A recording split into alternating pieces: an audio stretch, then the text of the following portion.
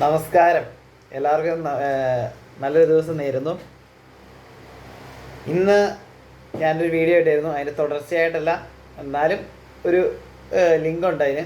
അപ്പം ഇന്ന് ഞാൻ ഒരു ബൈബിൾ വാക്യം വായിച്ച് തുടങ്ങാമെന്ന് വിചാരിച്ചിരിക്കുകയാണ്. നമ്മളിതിനു മുമ്പ് ബൈബിൾ വാക്യം വായിച്ച് തുടങ്ങിയിട്ടുണ്ടായിരുന്നു. ഇന്നതല്ല. ഇന്ന് എനിക്ക് ദൈവം തന്നൊരു വചനം ഏതാണെന്ന് ചോദിച്ചു കഴിഞ്ഞാൽ സങ്കീർത്തനങ്ങളുടെ പുസ്തകം 95 അധ്യായം 6 മുതലുള്ള വാക്യങ്ങളാണ്. വരുവിൻ, നമുക്ക് കുമ്പിട്ട് ആരാധിക്കാം, നമ്മെ സൃഷ്ടിച്ച കർത്താവിൻ്റെ മുൻപിൽ മുട്ടുകുത്താം.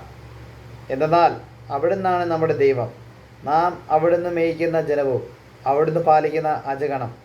നിങ്ങൾ ഇന്ന് അവിടുത്തെ സ്വരം ശ്രവിച്ചിരുന്നെങ്കിൽ. കണ്ടോ, ദൈവം ആഗ്രഹിക്കുന്നത് എന്താണ്? ഇത് ഫുൾ ദൈവത്തിൻ്റെ വചനമാണ്. ഞാനിത് പറയാൻ കാരണം എന്താണെന്ന് വെച്ച് കഴിഞ്ഞാൽ ഉണ്ടല്ലോ, നമ്മളെ ഇതിപ്പം ഞാൻ ക്രിസ്ത്യാനി ആയതുകൊണ്ടാണ്, അല്ലെങ്കിൽ ക്രിസ്തു മതത്തിൽ വിശ്വസിക്കുന്ന, അല്ലെങ്കിൽ ഞാൻ ക്രിസ്തു മതത്തിൽ ജനിച്ചത് കൊണ്ടാണ് എൻ്റെ കയ്യിൽ ഈ ബൈബിൾ വരാൻ കാരണം.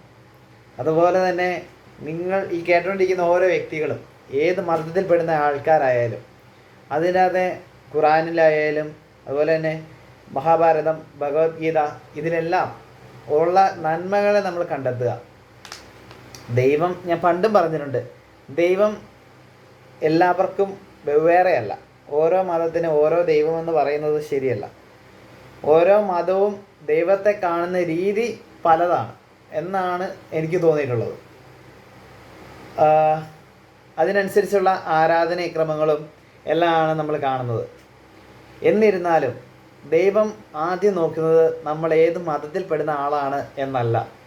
അതേസമയം ദൈവം നോക്കുന്നത് എന്താണെന്ന് ചോദിച്ചു കഴിഞ്ഞാൽ നമ്മുടെ കർമ്മം, നമ്മൾ ജീവിക്കുന്ന ജീവിത രീതിയിൽ നമ്മൾ എങ്ങനെയാണ് ജീവിക്കുന്നത്, ഓരോ മനുഷ്യജീവിയെയും പ്രകൃതിയെയും എങ്ങനെയാണ് പരിപാലിക്കുന്നത്, ദൈവത്തെ എങ്ങനെയാണ് നോക്കിക്കാണുന്നത്, ഇതെല്ലാമാണ് ദൈവം നോക്കുന്നത്.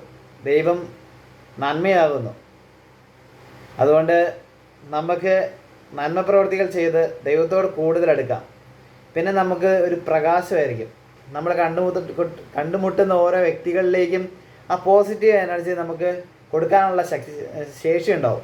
അത് ദൈവത്തിൽ നിന്നാണ് നമുക്ക് കിട്ടുന്നത്. അതുകൊണ്ട് നന്മ പ്രവർത്തികൾ ചെയ്ത് ആ പോസിറ്റീവ് എനർജി മറ്റുള്ളവരിലേക്കും കൂടെ വ്യാപിപ്പിക്കാനായിട്ട് നമുക്ക് എല്ലാവർക്കും ശ്രമിക്കാം.